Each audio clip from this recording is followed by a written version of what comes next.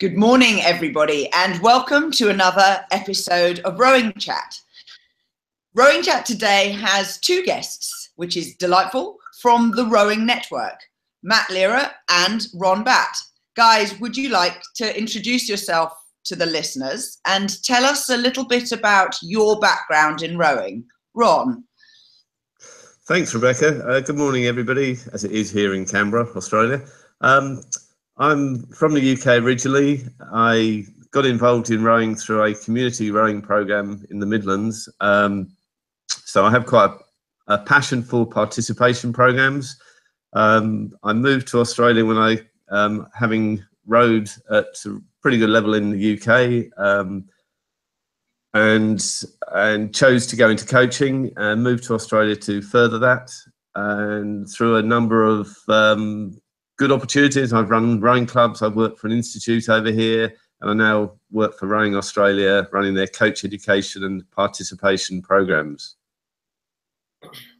Matt. Yeah, my name's Matt Lair. I'm from originally from the middle of the United States. It is afternoon here, so good afternoon, everybody, from here. I'm the Director of Coaching Education at Community Rowing in Boston, the largest rowing club in the world. We have about 1,200 rowers every single day and have about 70 coaches on staff. So my sort of background is I started a university club program and had the good fortune of early realizing I didn't know what I was doing. And moved to Boston to try and figure it out a little bit and feel a real passion around coaching education, because I know that as I've continued to coach and was a young coach, it was what I was hungry for and didn't have access to the opportunities I wanted. So now my role is working with our coaches both on staff at CRI, and we also have a one-year graduate fellowship program as well that I work with. Fabulous. And obviously, as the representative from Row Perfect, we at the Rowing Education website, where people come to us with the questions that they don't get answered from conventional coaching programs, or they can't find answers to online. And in the very many years that I've been running the Row Perfect blog, what constantly surprises me is the quality of things we get asked, which range from, hey, I have a 15-year-old child who won't stop eating, should I worry? To how should I approach the catch? I got one just this week. I get a rubbed raw tailbone every time I do long outings. You know, why does this happen, and what's causing it, and how can I remedy it?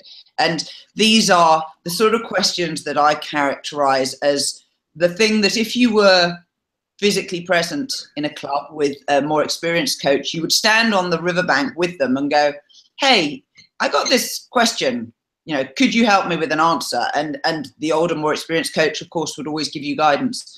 Unfortunately, nowadays, many people don't have that luxury. And also, we are learning to trust the internet to provide us with answers. And so I feel that the congruence of the three of us is hopefully part of the new way that people who are interested and passionate about our sport can go find out more about it. Now, you guys have launched something brand new called the Rowing Network. Matt, tell us, what is it? Yeah, so it's an online platform for coaches to be able to get education where they are. One of the things that developed for us out of all of our coach training, so our year-long program and our sort of, as you described, a little more conventional sort of conference style and get together in small groups, was that was awesome, and it was really great for the people you could serve who had the money and the time and all of that to get there. What it didn't really serve was those who either didn't have the opportunity or didn't have the resources to be able to make that happen on a regular basis. And what we heard a lot from is, man, it would be great if we could get some sort of opportunity to get education where we are. And I think that was our perspective coming at it, where we want to meet people where they are with sort of the best of knowledge, and that it would be contributed by multiple sources. So there would be people from all over the globe sharing to build this sport we all love called rowing, that really unites us. And rather than having rowing grow in pockets, really give it a way to grow in sort of a greater depth across the entire world. Okay, so let's back up from that future vision and learn a little bit more about your personal track records, because you're both expert educators. Ron, you work for a national rowing federation, and if I can presume, you have a reasonably traditional job description. What does your day-to-day job actually involve as a coach educator? Okay, very good question. Well, yesterday, for example, I was up at the Sydney International Regatta Centre running illicit drugs programs for our underage national team, our junior under 21s and under 23 team, before they go overseas. We have an under 21 team because we race against the Kiwis in a little, well, quite a good little regatta we have running here in New Zealand. And I'm very much involved in dealing with the clubs and schools over here, as well as our state institutes, who, the way it's structured in Australia, we have the state bodies are Rowing Australia's stakeholders, and we run coach education programs through them. As you'll appreciate, we're a very big country. You know, last week I was over in Perth, the other side of the country, the other side of the world in some respects, but no, great place to go to. But doing some work over there with a participation program we've got running in some schools. So I get to do a fair bit of travel. And we've got some very exciting programs running, which are funded, some by the government over here, to actually increase the number of people involved in the sport. So I also spend a lot of time on the computer.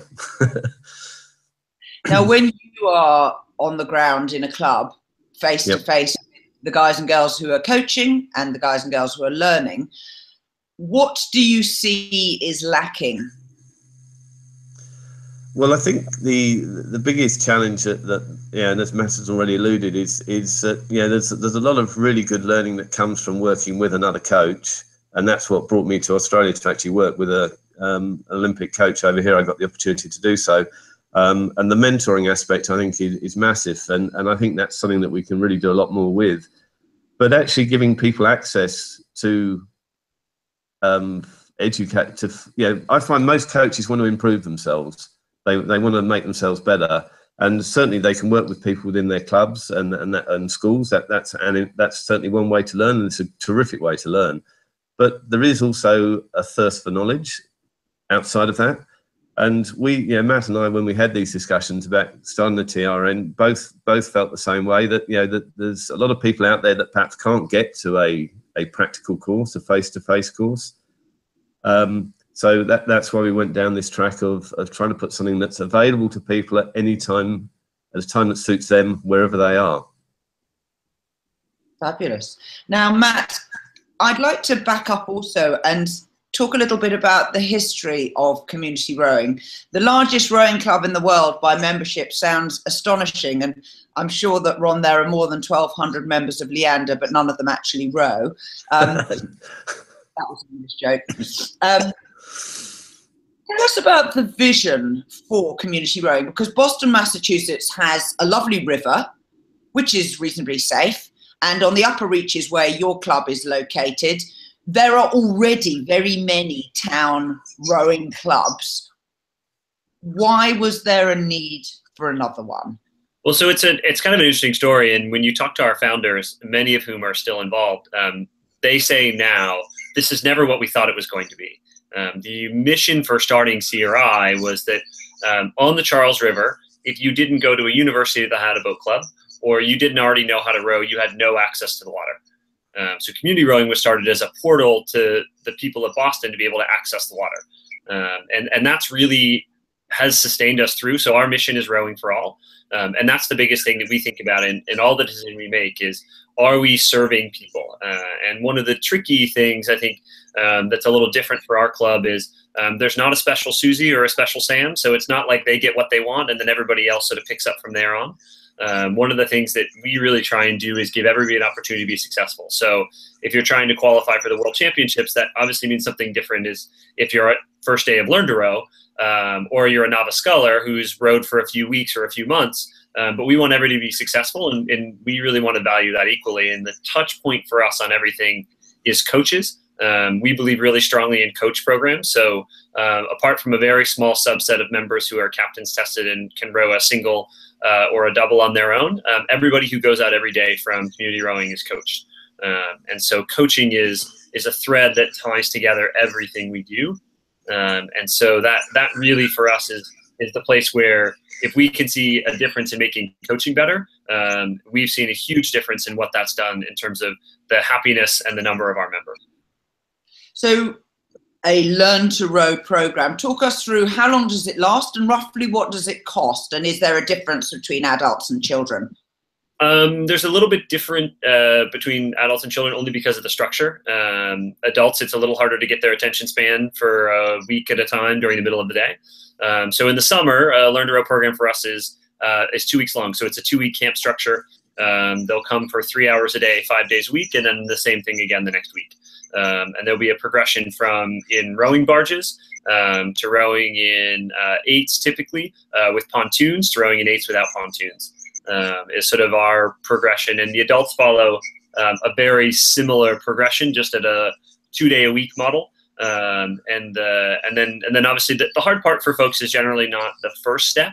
It's the when you keep going, like what do you do with people after Learn to Row? And I think that's a big puzzle that we've heard from a lot of clubs is what do you do next? And so we have a bunch of different pathways that people can pursue after Learn to Row when they're all excited, full of enthusiasm, and giving them a pathway to continue to get better. Talk a little bit about the common pathways that you offer and the ones that attract your Learn to Row people to stick with the sport. Yeah, so there's sort of there's two sort of main, I would say, typical ways that people get involved. There's sort of sculling and sweeping is where the dividing line, and we do have lots of people who do both, but generally you start in one track and sort of develop and then may hop over later. And that's progression from a bigger boat. So for sculling, it's what we call a tubby single. So sort of a flat water or an open water single to sort of a B boat, which is in between a racing single and a tubby single, and then a racing boat. And the progression is similar in the sweep rowing from a barge to an 8 or a 4 into a more traditional racing shell. So that's sort of the normal progression, and the adults go for 2 sessions a week for 3 weeks, and then jump into sort of a regular class, which is meeting 3 days a week, and then the kids pretty much make that progression all the way through in the 2-week time frame. And this 2-week transition from Learn to Row, so with some regularity, how important is that? Keeping, I suppose, creating the habit of coming to the rowing club 2 or 3 times a week. Yeah, that's really important. And I think that's one of the things, we look at someone on their first day as part of our community. There's not a trial period or a period where you have an approval. Like once you're in, you're in.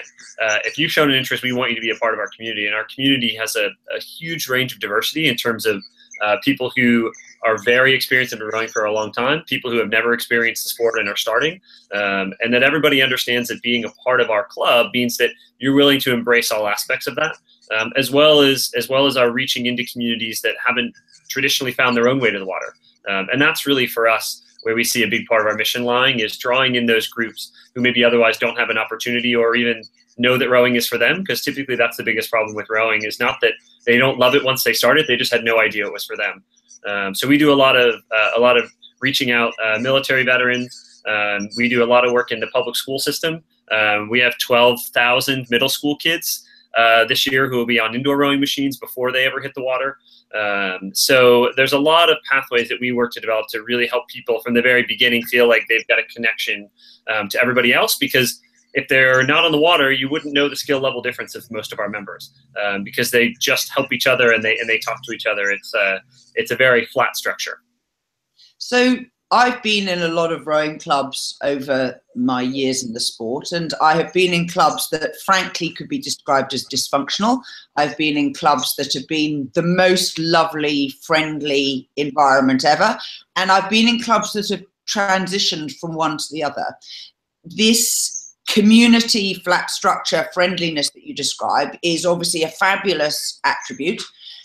How do you articulate it? How do you explain to people who are new to the club that this is the way we do things around here? Do you have it written down, or is it just by osmosis people acquire that insight? So that's a great question, and I think it actually is really germane to how we got to working with Ron and Rowing Australia on the Rowing Network. So all of our coaches do a 40-hour what is called CRI coach certification process, which is 20 hours of online coursework and 20 hours in the classroom together. There's actually the summer session is happening this week, and there are 39 coaches who are all going through this common experience together, who are all new to CRI. Some of them have been coaching for 40 years, literally 40 years, and some of them have been coaching for like 4 days. So it's a real diversity in community, and because coaches are the touch point for us, they're the primary place where people experience the club because they're the ones who they're talking the most with, along with people they're with. So there is a real shepherding along of the sort of what it means to be a member of CRI. There's not a formal education process that everybody goes through. There is a rower sort of it's similar to our coach certification in a modified format, a rower onboarding, because one of the things that's really disarming for people when they come in is they don't know where stuff is and they're really afraid to ask. And so really sort of giving them that knowledge. And then we talk a lot about what's it like to be kind to other people, and that is something that is written into all of our programs that are coached, which again is the vast majority of our membership, that the stewardship and the helping others in your community is part of the rowing experience, because the things that bond rowers are cooperation, collaboration to make boats go fast, right? All of that spills over into the things that happen off the water, helping others, delayed gratification. All of those things make a great community and a great sport. I really, really love what you've just described, because one of the things that I hear over and over again when I am talking to athletes from different parts of the world, and when I have had the opportunities personally to visit clubs in other parts of the world, is that people say that rowing is very different than other sports, and this cooperation and collaboration attitude has spread throughout our sport by osmosis. But the fact that you are encapsulating it and teaching it and telling people how to expect it sounds more positive than I could have believed. Ron, do you see the same thing in Australia? Well, I think it's certainly occurring in parts in Australia, and I mean, we've you know, as an example, we've got, yeah, I think the sport of rowing has always been a bit of a sort of white middle class sport in my experience, and one of the things that I found really exciting when I visited Matt earlier on this year was to see, you know, the great things they are doing there, which I totally endorse what he's just said. It is really impressive. But over here, we've got a school program, for example, where we're getting more and more kids from different backgrounds getting involved. And yeah, there's one down in Footscray in Melbourne where the Sudanese kids are rowing. We've got a wonderful program up in St Lucia, up in Brisbane, where the school, through giving them some state funding, the Springwood State High School is now a rowing school, and it's in a very low socio-economic area, part of Brisbane. And again, they've got kids from Somalia, Sudan, PNG, all sorts of ethnic backgrounds. They're getting down there at 5 o'clock in the morning to get the school bus to take them to rowing, you know, and it's not easy for the parents to get them there at 5 o'clock in the morning. You know, it's not getting the Audi dear and we'll drive you down there. It's quite the opposite. And that is now actually set up as a rowing school, which is, and they actually won their first medal a couple of weeks ago at a regatta. And it's just such a win-win for the sport to see kids thriving and really enjoying it. And even their rate of absenteeism from school since they've been involved in the sport has plummeted. It's dropped dramatically. The school's happy, the kids are happy, and the rowing club that they're rowing out of is very happy. So it's a win-win for everybody. And these are the sort of things which those are the things that really push my buttons when you see this much more inclusivity in the sport, and giving the opportunity to try this sport that we all love to a lot more people. You know, we did some research a couple of years ago over here with the general Australian public, and some of the feedback we got was that people didn't know how to start to row. There were a number of people that wanted to row, but they didn't actually know, how do I go about it? I thought everybody, anyway, and yeah, some of them are frightened of going into a rowing club by themselves. It's very true.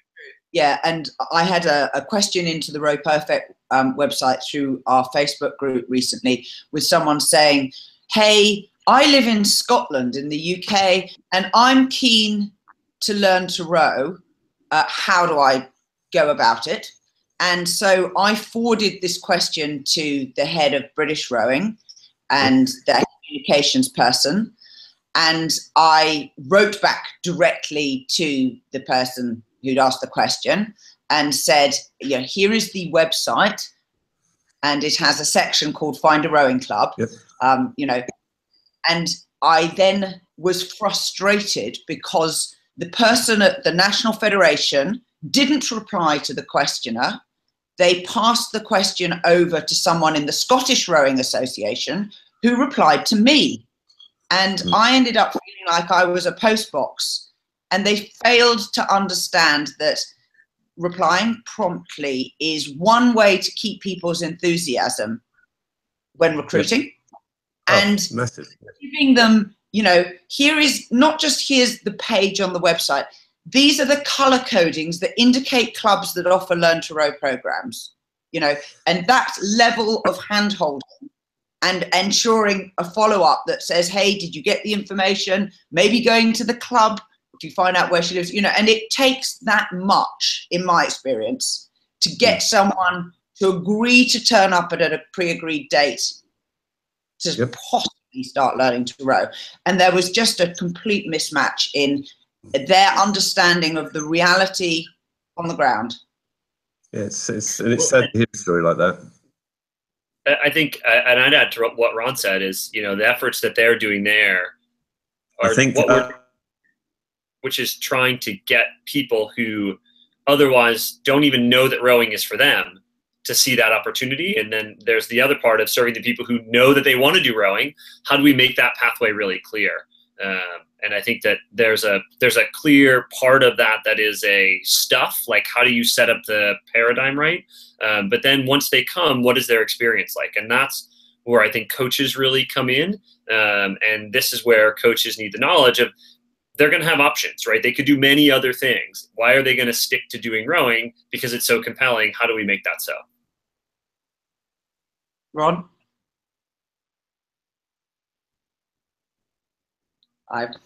Ron appears to have frozen. Looks like he's gone offline. I'm sure he'll figure out how to get back to us.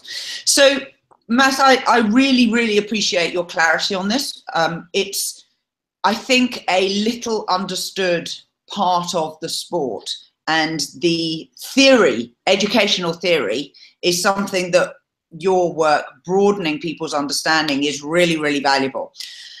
Let's talk now a little bit more about the Rowing Network that you've just launched. Would you like to give us a quick guided tour of your website? Yeah, absolutely, I'd love to. Okay, let me do the mechanics of doing the screen share here. Okay, so we should hopefully see, this is true, Rebecca, you can tell me it's true. On the website, can you see the Rowing Network page? I can. So the website is therowingnetwork.org. That is correct. Yeah. So the RowingNetwork.org is a page right now that is basically built around what you can see right here in the middle, which is better coaching equals more happier and faster rowers. And the reason we sort of coalesced around that statement is there's multiple goals as to what you might want.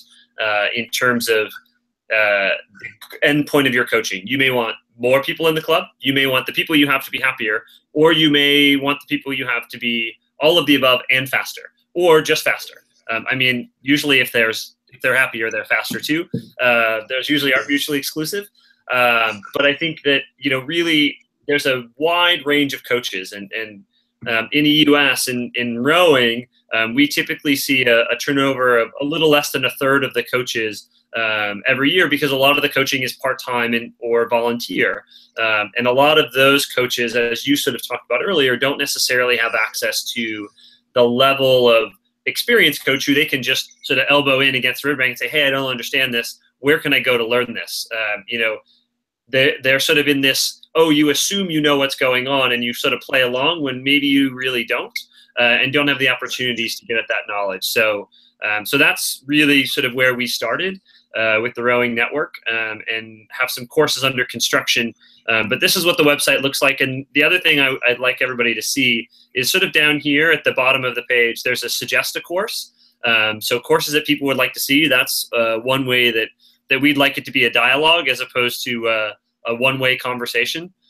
We're certainly going to be, there's a lot of work into producing a course, wanting to know what people want. And we've heard from quite a lot of people already with some good suggestions, but also underneath that is a join the mailing list too, which is people who want to find out when we start to release courses, what those look like. And the current courses are right here in the middle that we're offering. The level 1 course, which Ron has put on through Rowing Australia, which is an accreditation course. And then the indoor rowing course and the What Athletes Want course. Those are the 2 courses that are the next to be upcoming in terms of ability for people to register. Fabulous. Thank you very much. And obviously, listeners, please go and register yourself on the website. Ron, would you like to give us a quick guided tour of the course that you already have live online? Thanks, Rebecca. Yeah, love to. So we decided to put our level 1 coaching course entirely online. What does level 1 mean? Is this the very first course for beginners? Correct. Yeah, that's our first course. Yeah. So this now, hopefully, you've got this up on your. You can see this now. We do. Good. Okay. So this is, again, we did this through working with University of Queensland, and this is the homepage. There are 4 modules in the course. This course is basically set up for the beginner coach. So there's the blurb over explaining a bit about welcoming you to the course, and then there are 4 modules. Now, I won't take you through all 4 modules, but as you can see, just see here the titles. Hopefully you've seen the highlight. The beginner coach is module 1. Coaching the beginner is module 2. Teaching basic technique is 3, and coaches obligations is module 4. We'll go to I think I'll take you through to the basic technique just to give you a brief look at what's involved in the teaching basic technique course. One of the things we've done here, we've got quite a lot of pictures as well as video clips. And over here we have some of our elite coaches just giving up to a 1-minute idea or concept for a beginner coach to think about. And I think there's 11 or 12 of our elite coaches, these little video clips, which they're very valuable in themselves. I believe those comments by themselves are very valuable. We have the coaching tips just over here, highlighted there, which you can see. Flicking through, it's pretty clear to go from one page to another. And here we're talking about the posture, a very important topic. Excuse me. There are plenty of pages to flick through, but I'll just come to a bit where I can show you a bit of videos, probably be quite useful to see. The all-important catch, of course. Actually, Rebecca, we got time just to play a quick 30-second clip? Sure. Okay, so this is Chris O'Brien, who's one of the very successful Australian coaches. Just to give you an idea of some of the comments that some of these elite coaches have put out for the developing coach. So this will start playing in a moment.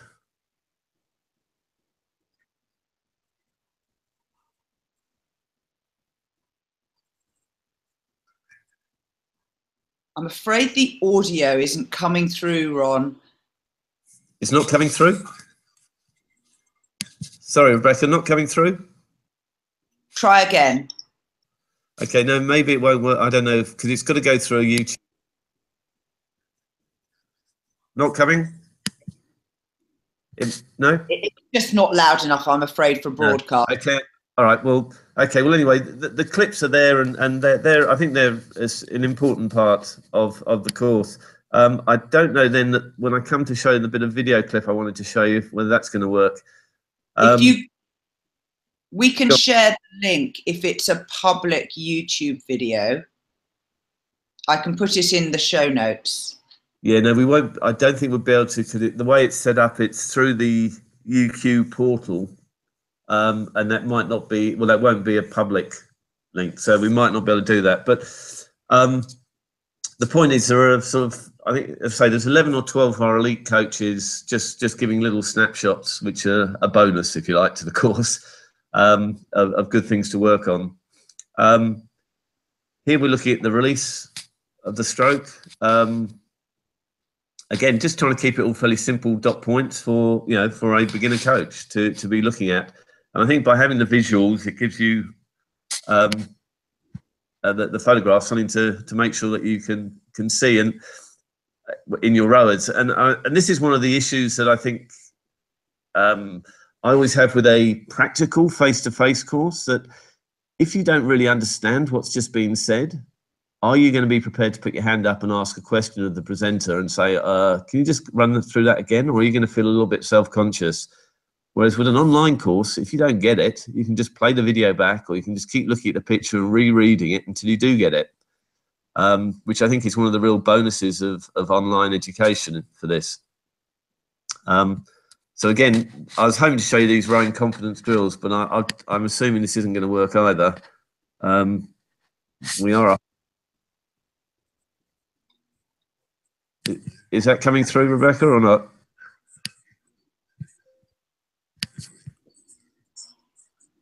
Just play the video. You can commentate over the top. We can see it playing. Okay. Okay, you can see it playing. Okay, well, just talking about the knuckles, yeah, not having any white knuckles, yeah, the grip's nice and relaxed, fully squared blades. And you're looking here about where the knuckle on the middle knuckle on the hand is. It should be the furthest thing away from the body. So that's something tangible for the coach to be looking for. Left hand always leading away, staying slightly ahead of the right hand. At the crossovers, the knuckle to the right wrist, just of the right hand, just skimming the crook of the left wrist. So this continues, so I won't keep going with it for too long, but this continues through a number of different drills that an athlete can use. And it's, as I say, there's a number of different drills that, this is Reece Grant, who was our Olympic sculler last year. He did a great job finishing 9th. And he just runs through a whole raft of different skills, which are good drills, sorry, for new, well, for any sculler to be doing, but for, you know, give the new coach an idea of some of the drills that they can run through.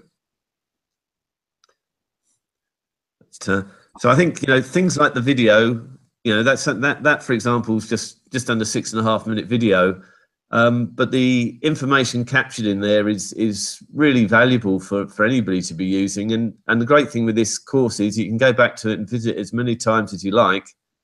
And that's one of the, you know, big things that Matt and I were, one of the reasons we're so keen on coach online education, is that it does give you an opportunity to keep going back to the course to revisit them.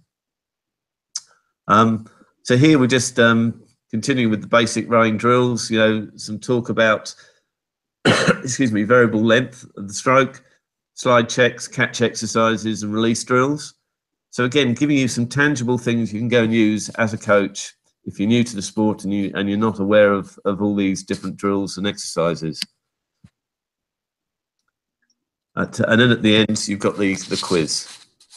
So this continues through each module. There are quizzes.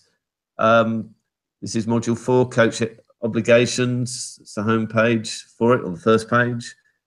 Back to module 2, coaching the beginner.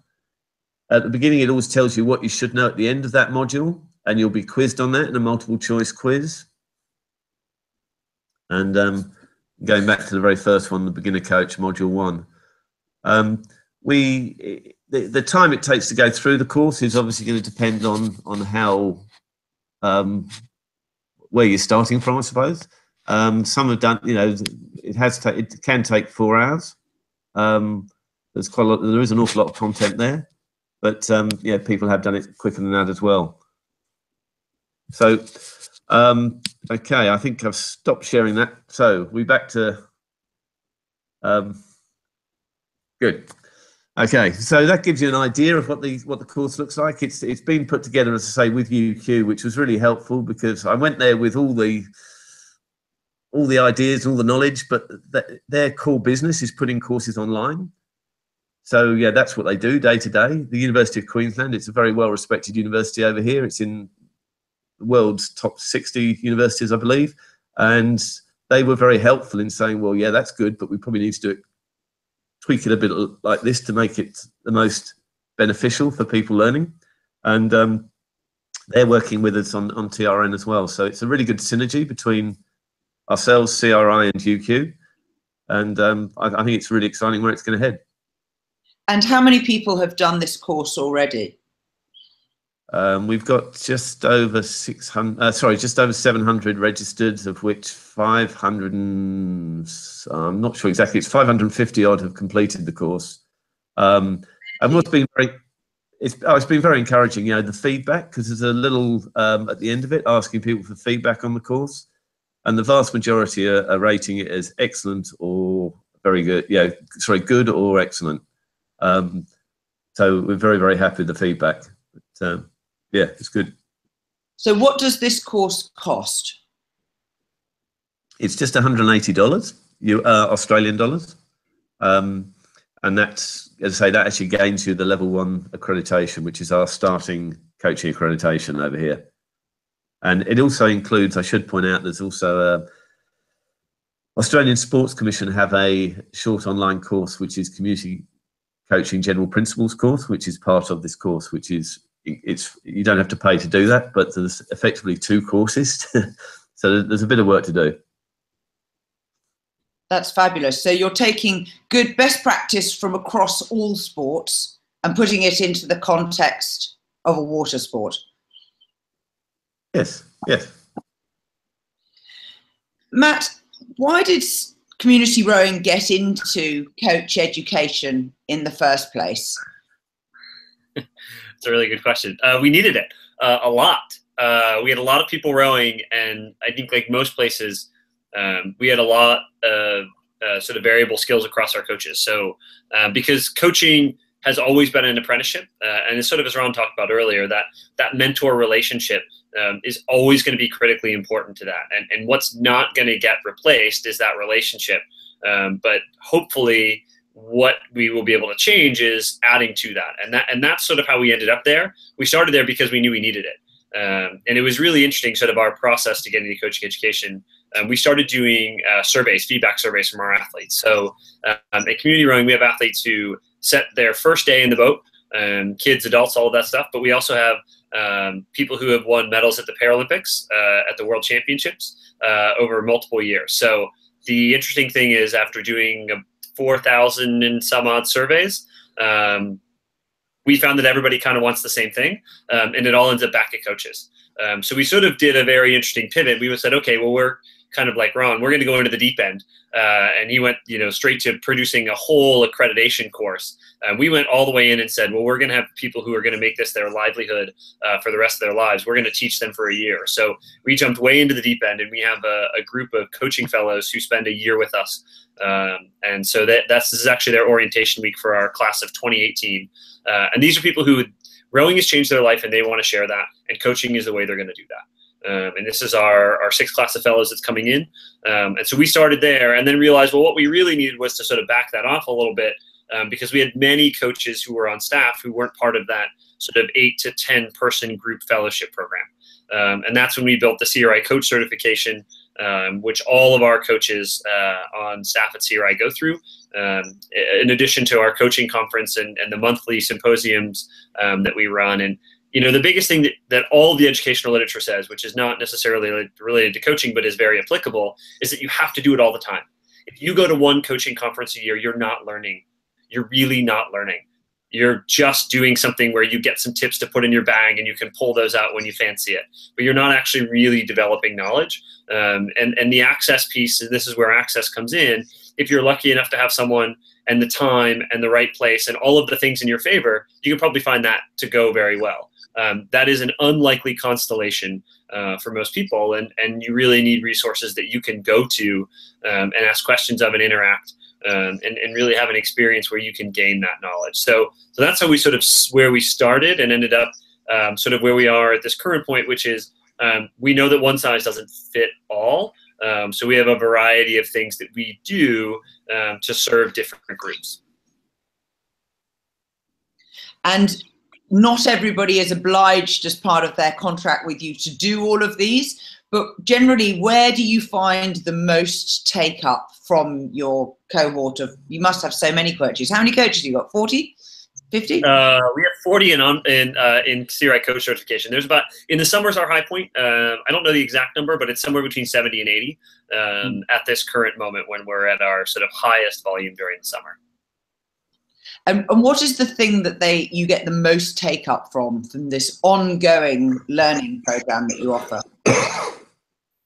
Well, I think before anything else, you get the relationship with lifelong learning. I mean, I think that when you look at success, and this is not coaching specific and certainly not rowing specific, the people who are most successful in their jobs, who are the ones who are still inquisitive and learning all the time, and particularly in coaches, the best coaches, if you talk to the best coaches, they always say, oh my gosh, I don't know this, I don't know that. Like, they're always looking for more knowledge.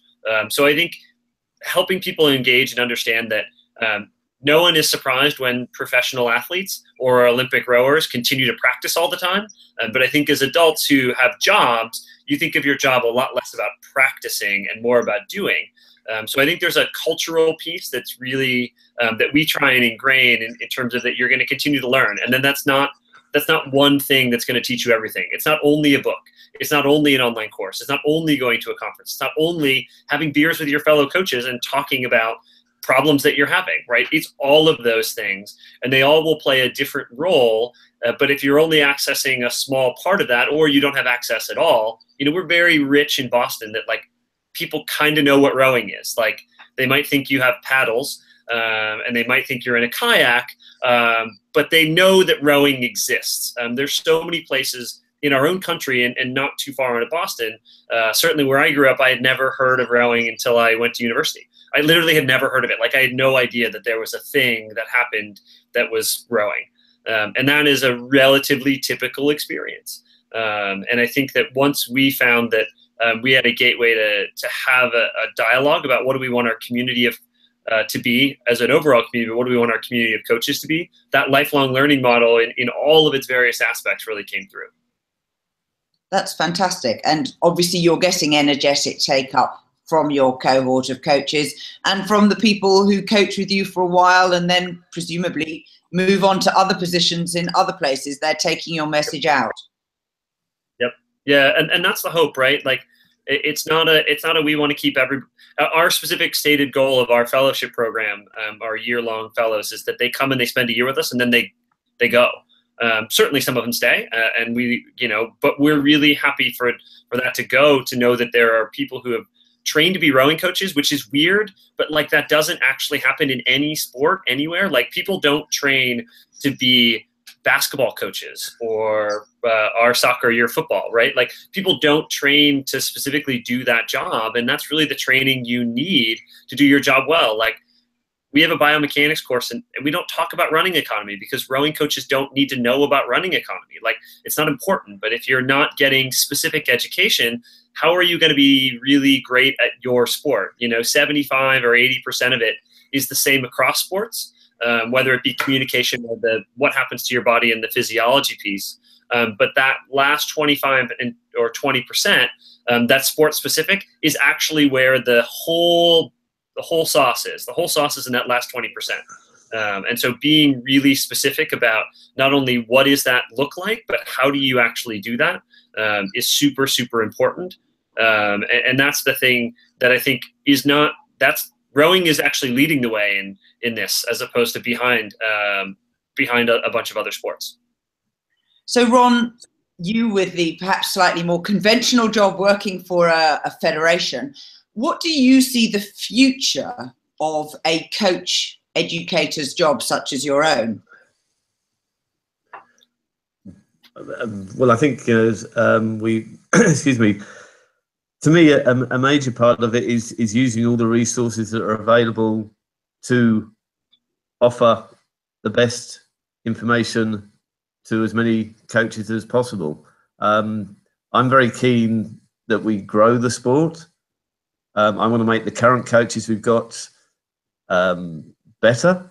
And I want to encourage as many others to come into the sport as possible. So it's really how we can do that. Now, I think most coach education areas are not the highest funded area in the sport. The high performance end is usually where the money is. But if we can find ways to spread the knowledge we have among the coaches, as many coaches as possible, better. That could only be for the benefit of the sport, and get more people involved in the sport. I think. Okay, so let's talk practical. Let's talk practical things. What are the ways to spread the knowledge? I think online education is a great way to spread the knowledge. Because everybody's got a computer. You can go to TRN on your phone, on your phone, on your iPad. So I think making use of our relationship with the University of Queensland is only going to get better. They are already in the learning area. That's their core business, which is part of the reason that Rowing Australia linked with them in the first place. So that's exactly what we're trying to do, find better ways, and they are and piggyback off people who are doing a really good job of it. So I think, to me, at the moment, we're very much focused on the online side, and working with an educational body to further education out there. The other thing is, over here in Australia, I do a lot of work with other sports, participation and education managers, and learning and working with them and seeing what they're doing and seeing if we can help them and they can help us with things. So there's some stuff I'm doing at the moment. I probably don't want to talk too much about it because it's very early days, but there's another sport, a significant sport I'm talking to in Australia about what they're doing in the school sport area, to do with aligning with the actual education, actually aligning a sport with the school education, and that could be quite an interesting little one down the track. But I won't go into too much detail about that because that's still very early days. That sounds fascinating. Tantalising. We can do a lot more in schools. There's an opportunity in the schools, with sports. There really is. If we can engage there, I think, Certainly, as a Briton, and I now live in New Zealand, which is a sport-mad country, it is very clear here that schools and their attitudes to sport couldn't be more different than the country that I used to live in. So here, every schoolgirl plays netball, just without question, and they'll play it in a team on a Saturday, not just in class on a Wednesday afternoon. And for a lot of the people who migrate here from other parts of the world where they are, let's say, lower income places, and in New Zealand this is often the Pacific Islands of Fiji and Tonga and Samoa, for them, they see sport as a route out of poverty. That if your child can get good and become a professional rugby player, if they can become a professional netball player, if they can become a professional cricketer, although the Fijians are more into the cricket than the others, they see this as not just education, but livelihood and success for the entire family group. And I might be sounding terribly patronizing about it, but it is genuine. And it is celebrated on the nightly news that sporting success is an integral part of the cultural identity of the entire country. We're a bit mad about the America's Cup right now. And Did that have an Australian skipper, I think? Was it Australian skipper? Sorry. Yes. Well, he got beaten, I think. Who got beaten, Matt? Sorry, who lost? You guys are cutting out. I'm having trouble hearing you now. All of a sudden. It's all international, and we're all good friends. So there was good respect, I think, once the finish line was crossed. Excuse me. But, you know, if we can actually engage schools through aligning sport into their curriculum in some way or another, is that another opportunity for the sport? For sure. I mean, if I look at the city that I live in, which has a pretty good distribution of available rowing clubs in 4 separate locations there, so bunched around places where it's easy to access the water, there are actually very few that offer a Learn to Row program, an embarrassingly few number. And I can instantly see, having heard the advice that you two have offered today, the opportunities for the city where I live. Well, I think the thing that I would add too, Rebecca, is that, and we've seen this in working with the Boston Public Schools and now working in surrounding areas, is that, you know, rowers think generally of everything has to lead to the water. And I think that that is certainly something that needs to happen. But most importantly, that indoor rowing is actually a pathway in and of itself, and that may lead people to the water or it may not. And I think that Ron is smiling. I can see him over there because we've had this conversation about, you know, that rowers generally tend to want to ruin indoor rowing. And if you put a kid on an indoor rowing machine, it's awesome. You pull on the thing and it's like a video game and the numbers go and it's like your mates cheer you on, and then it's, you know, you're done after a minute and you're really tired, and then your mate does it and you cheer him on. And it's an amazing experience that I think rowers have a pre-existing condition of what the ergo is. And we've really found that, you know, that touch point is actually one where you can provide an access pathway where you eliminate a lot of the things that make rowing hard, and certainly don't prohibit them.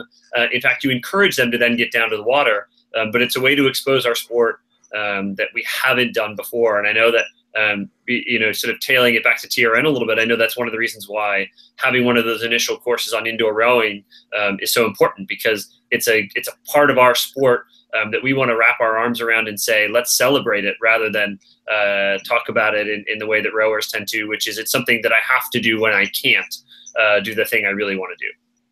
And of course, the advantage is you can take the sport to the school.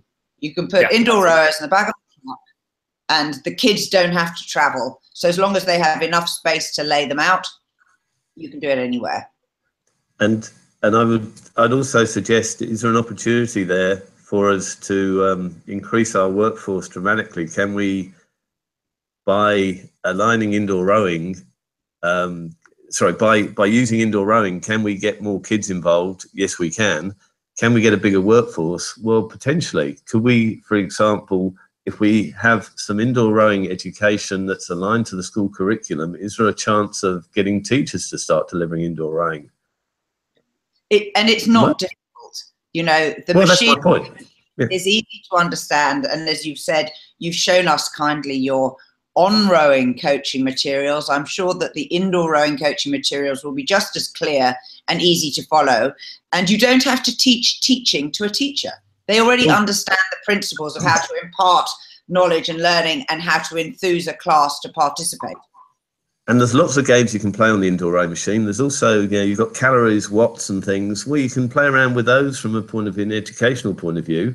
There's lots, you know, and there's angles, you know, you can look at angles that people, you know, their knees are at and so on. There's a lot of different aspects to it that could be a marvellous opportunity for the sport to really grow the sport. And as Matt and I had this good discussion about it, you know, we would love it to be in the future that when people say to you, oh, you're a rower, oh yeah, indoor or on water or both, you know, not just on water. I mean, the on water is always going to be the biggest part, but the indoor is a massive opportunity for the whole sport to grasp.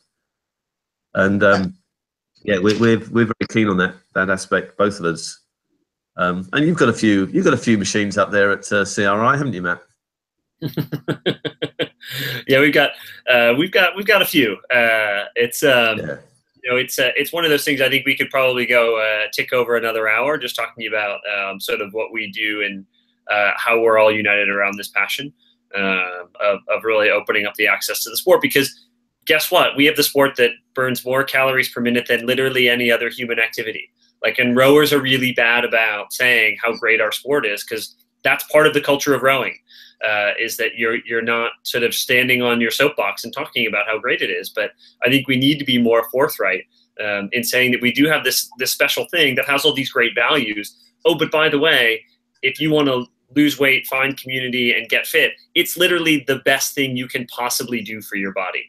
And anybody can do it because it's not impact. You can do it if you need special adaptations to the area. I mean, there's just like, here I am getting all fired up about this. But it's such a great pathway that we can really provide access to, and then look at what our sport is, right? We're at a very different place. If people ask the question, are you an indoor rower, an outdoor rower, or both, as opposed to saying only indoor is something I don't even consider part of our sport. We've got to embrace it. Fabulous. Guys, thank you both for your time and your energies and your fantastic insights into some of the futures that we can now offer to a wide range of people who are listening. Would you please let the listeners know where they can connect with you, how they can get in touch? Matt? Yeah, so I think the primary place is through our website, communityrowing.org. My email, and I am happy to chat with people, is Matt, matt.lehr, L-E-H-R-E-R, @communityrowing.org. And please go visit the rowingnetwork.org, sign up for the mailing list, make some course suggestions. We would love to hear from folks. So those would be the ways I would encourage people to reach out. Ron? Thanks, Rebecca. So you can go to the Rowing Australia website. I think my contact details are there under development or participation. Or my email is rbat, that's as in cricket bat, but with 2 T's, @rowingaustralia.com.au. Fantastic. Thanks very much. And again, feel free to email me. It's been fantastic, and maybe we should make a future date to talk about evangelizing the sport for everybody. But for now, that's been Rowing Chat with me, Rebecca from Row Perfect. And if you have any questions or suggestions for future interviewees for this ongoing series, please get in touch with me. I am Becky @rowperfect.co.uk, or you can tweet us @rowperfect or find Row Perfect UK on Facebook. Please leave a review for Row Perfect in iTunes, Stitcher, or your favorite podcast listening platform, because it really helps us to spread the word and obviously to encourage people to find the Rowing Network as well. Till next time, goodbye.